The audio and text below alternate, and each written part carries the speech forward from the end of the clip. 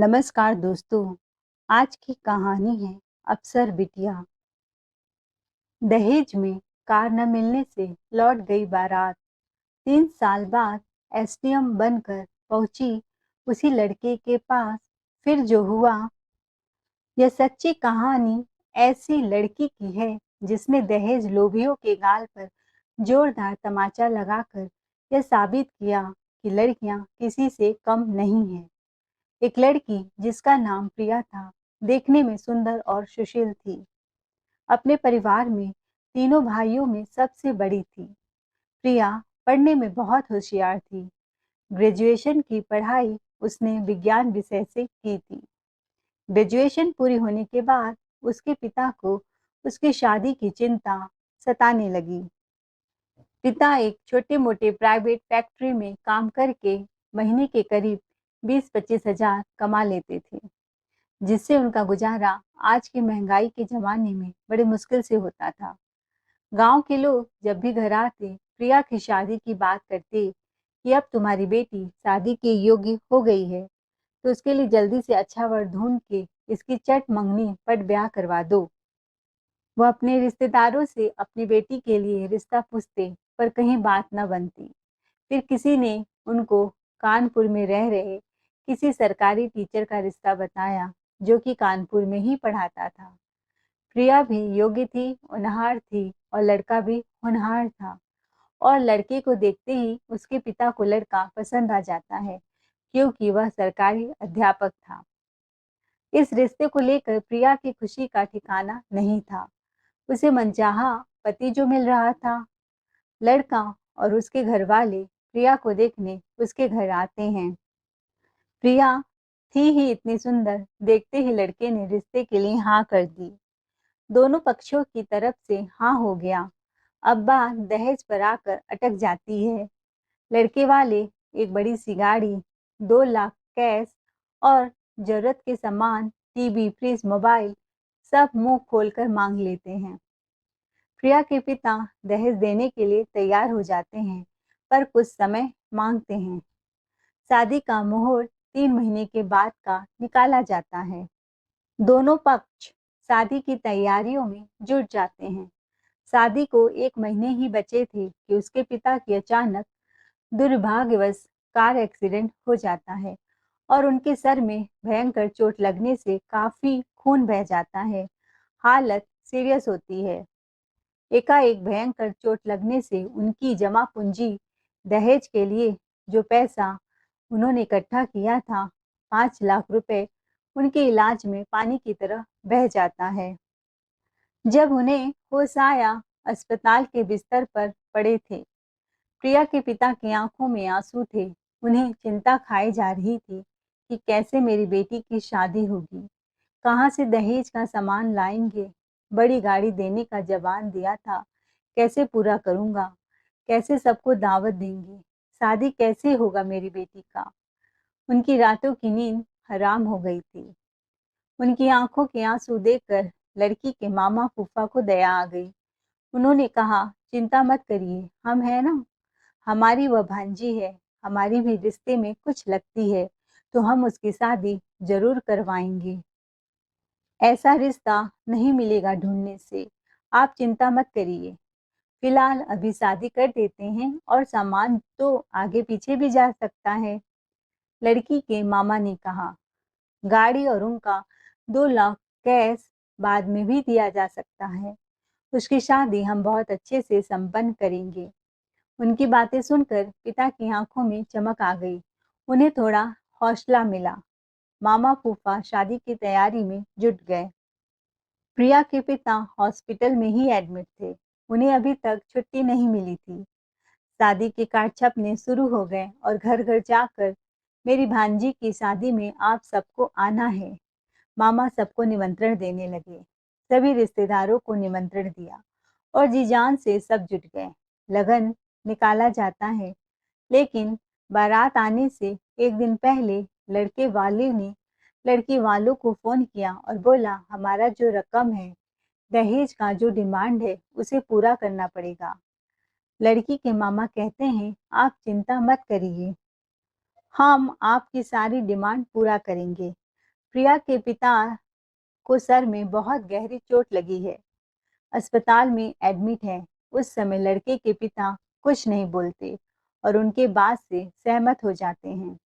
उधर प्रिया के पिता अस्पताल से डिस्चार्ज होकर घर में बिस्तर पर पड़े हुए थे और इधर बारात धूमधाम से लेकर लड़के वाले उनके दरवाजे पर पहुंच जाते हैं और दरवाजे पे आकर लड़के के पिता ने कहा, जो बड़ी गाड़ी हमने डिमांड की थी, वह गाड़ी पहले हमें मिलनी चाहिए, तभी फेरों की रस्म अदा की जाएगी।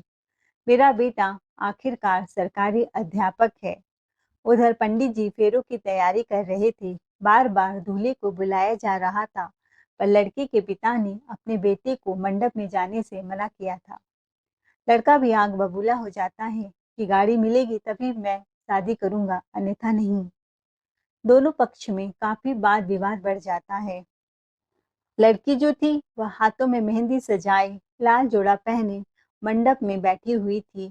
जब उसे पता चलता है कि एक छोटी सी कार के लिए लड़के लोग इतना ड्रामा कर रहे हैं, बारात वापस जा रही है, यह लोग शादी करने को तैयार नहीं है, तो वह मंडप से उठकर द्वार पर आती है और शादी के कार्ड को फाड़ते हुए लड़के के मुंह पर फेंकती है कि ऐसे घर में मुझे शादी नहीं करना है, जहाँ दौलत के भूखे लालची लोग रहते हों, जिन्हें किसी लड़की की इज्जत मान सम्मान का कोई फिक्र नहीं। ऐसे घर में मैं ब्याह कर अगर चली भी जाऊंगी तो खुश नहीं रहूंगी। तुम क्या शादी तोड़ोगे? मैं यह शादी खुद तोड़ती हूँ। प्रिया के पिता यह सब सुनकर अपने बेड से उठते हैं और उनके पैरों पर गिर पड़ते हैं। रोते हुए कहते हैं, समधी जी, यह बारात वापस ना ले जाइए। बेटी तो ना समझ है, अगर यह बारात वापस चला जाएगा तो मेरी बेटी की और मेरी बड़ी थूथू होगी, गांव में बदनामी होगी, इसकी दूसरी शादी भी करना मुश्किल हो जाएगा। प्रिया अपने पिता को उठाकर कहती है, पिताजी, आप लड़की वाले हैं तो इसका मतलब यह नहीं कि आप इनके आगे झुकेंगे, गिड़गिड़ाएंगे। लड़के वाले अपना बारात लेकर वापस चले जाते हैं और प्रिया अपने पिता को उठाती है, उनकी आंखों से बहते हुए आंसू को पोंछती है, उन्हें ढाढ़स बंधाती है, हम गरीबों का दिन भी आएगा, और फिर पूरा ध्यान अपने पिता की सेवा और अपनी पढ़ाई पर लगा देती है। पढ़ी लिखी तो थी, होशियार भी थी पढ़ने में, और वह कोचिंग देना शुरू कर देती है। उसी समय पीसीएस अधिकारी का फॉर्म निकलता है और वह फॉर्म भर देती है और उस परीक्षा की तैयारी में जी जान से जुट जाती है और ऊपर वाले का ऐसा कृपा होता है कि वह लड़की अधिकारी बन जाती है अपने मेहनत और लगन के बल पर। और जिस लड़के ने उसे ठुकराया था, जहाँ पर वह टीचर था, उसी शहर में प्रिया की भी ड्यूटी लग जाती है। वह लड़का यूपी के जालौन जिले में इस समय सरकारी टीचर था और प्रिया की भी ड्यूटी उसी स्कूल में लग जाती है। प्रशासन से आदेश आता है, जिला जालौन में जितने भी स्कूल हैं, सबकी कार्यवाही की जाए। कैसा पढ़ा रहे हैं अध्यापक, उनके शिक्षा का स्तर क्या है, एसडीएम को भेजा जाए और वहां पर क्या क्या हो रहा है उसकी रिपोर्ट तत्काल भेजी जाए। एसडीएम प्रिया वहां बड़ी सी गाड़ी से पहुंचती हैं तो वहां वही टीचर से उनकी मुलाकात होती है। तो टीचर और प्रिया एक दूसरे को देखकर चौंक जाते हैं। टीचर को भी याद आ जाता है कि इसी लड़की से मेरी शादी हो रही थी और प्रिया को भी याद आ जाता है कि यही वह लड़का है जो दहेज के लोभ में आकर बारात वापस ले गया था 3 साल पहले। प्रिया जो कि अधिकारी थी तो अपनी ड्यूटी में ही रहते हुए सारी फाइलें रजिस्टर स्कूल की चेक करती है और स्कूल की कुछ बिल्डिंग बन रही थी जिसमें बहुत घपला था। यह देखकर प्रिया हैरान हो जाती है और इस टीचर से कहती है, आप तो शुरू से ही पैसे के भूखे थे और स्कूल में भी ऐसा घपलाबाजी कर रहे हैं। आप ही वह शख्स हैं जिन्होंने दौलत के लालच में आकर मुझे मंडप में अकेला छोड़ दिया था। टीचर सॉरी बोलता है कि नहीं, मैं तो तुमसे शादी करना चाहता था। प्रिया ने कहा, अगर आप चाहते तो शादी कर सकते थे, लेकिन आप परिवार के दबाव में आकर आपने ही उनका साथ दिया और आज मैं आपकी अधिकारी बनकर आई हूँ। मुझे यह आदेश दिया गया है कि आपके स्कूल की पूरी तरह से छानबीन करूँ कि आप कैसा पढ़ा रही हैं और आपका कंस्ट्रक्शन कार्य कैसा चल रहा है। पर यहाँ पर तो बहुत घोटाला चल रहा है, नियम के विरुद्ध है। वह तुरंत एक लेटर लेती है और फट से उस टीचर को सस्पेंड कर देती है। नौकरी से उसकी छुट्टी हो जाती है। टीचर उसके सामने हाथ जोड़कर माफ़ी मांगने लगता है कि मुझे माफ़ कर दो, ठेकेदारों ने गलती कर दी, मुझे समझ नहीं आया। प्रिया कहती है, तुम तो खुद धन के बहुत बड़े लालची हो। आपको शायद याद नहीं कि मेरे पिता ने वादा किया था कि सब कुछ धीरे-धीरे दिया जाएगा, लेकिन आप बारात लेकर भाग गए थे। जिस गाड़ी के लिए भागे थे, आज मैं यहाँ गाड़ी से ही आई हूँ। जो सही है, वही मैं करूँगी। उस समय मैं चुप थी और आज आपको चुप रहना पड़ेगा। करप्शन का आरोप लगाकर उसको सस्पेंड लेटर पकड़ा देती है कि आपके निर्माण कार्य में बहुत घपला है। प्रशासन से करोड़ों रुपए लिए गए, पर आप अपना जेब भर रहे हैं और सरकारी फाइल में भी उसके बारे में टिप्पणी करके भर देती है। टीचर उसको घूरता ही रह गया और वह सर उठाए वहां से चली गई। और जब वह घर पहुंचती है तो अपने पिता से उस सरकारी टीचर की सारी धांधली बताती है कि पिताजी, जो आदमी बारात हमारे दरवाजे से वापस लेकर गया था, बहुत बड़ा धन का लालची है। कैसे उसके स्कूल के निर्माण कार्य में घपला चल रहा है और मैंने उसे सस्पेंड कर दिया और उसके निर्माण कार्य को भी रद्द कर दिया। अगर आज मेरी उससे शादी हो गई होती, तो मैं उसके एहसान तले दबी रहती और इतना संघर्ष परिश्रम करके आज जो मैंने यह रुतबा पाया है अधिकारी का, यह शायद मैं ना बन पाती। पिता अपनी बेटी की बात सुनता है तो उसका सीना गर्व से चौड़ा हो जाता है और कहता है, बेटी, तुमने जो किया, सही किया।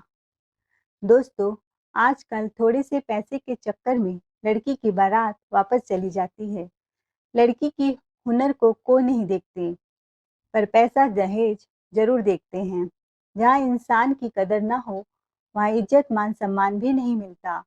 ऐसे जगह शादी करने से पहले 100 बार सोचे जरूर। सलाम है ऐसे अफसर बिटिया को। आई होप आपको ये कहानी, सच्ची कहानी ज़रूर पसंद आई होगी। तो चैनल को लाइक, शेयर, सब्सक्राइब ज़रूर करें। कहानी सुनने के लिए दिल से धन्यवाद। मिलते हैं अगले वीडियो में। तब तक सुनते रहिए ARK Voice 517।